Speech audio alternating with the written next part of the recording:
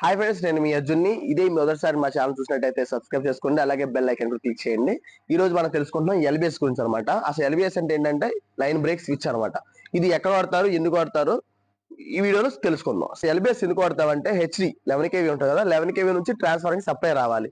So మధ్యలో ఏం production ఉంది, ఏం లేదు, డైరెక్ట్ గా 11 kV ట్రాన్స్ఫర్ ఇచ్చారు అనుకో, ఇన్నర్ ఫాల్ట్ ఏమైనా వచ్చినప్పుడు డైరెక్ట్ గా ట్రాన్స్ఫర్ పాడైపోతుంది.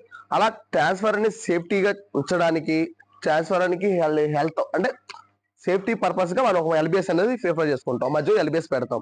ఇందుకు ఎల్బిఎస్ లో ఎలా సేఫ్టీ అయ్యిద్ది, ఎలా వర్క్ అవుతుంది అంటారా? ఇందులో ఒకసారి మనం ఓపెన్ చేసి చూసినట్టయితే ఎల్బిఎస్ అనేది ఒక లైన్ స్విచ్ అనమాట. అంటే మన ఇన్ కేసు ఇప్పుడు ఏమన్నా ట్రాన్స్ఫర్ లో ప్రాబ్లం వచ్చింది, సప్లై ఆపాలంటే గవర్నమెంట్ వాళ్ళు ఆపరు కదా, అక్కడ ఏబీ ఆపాలి, ఏబీ సీరియస్ ఉంచుతారు అవసరం అయితే. ఈ యొక్క ఈ ఎల్బిఎస్ ఉంది, మనం డైరెక్ట్ గా ఆపుకుని ఒక దాంట్లో వర్క్ అనేది చేసుకోవచ్చు అనమాట.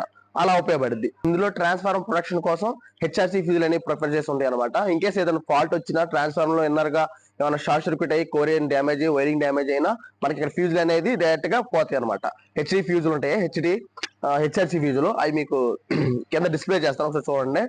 ఇంతో తక్కువ ఆపరేషన్స్ ఉంటేనే దీన్ని ఎక్కువగా వాడతాం అనమాట. వీసీవీ అనేది కంపల్సరీగా ఎక్కువ number of types of operation చేస్తూ ఉంటే కంపల్సరీగా వీసీవీ ప్రొవైడ్ చేసుకోవాలి.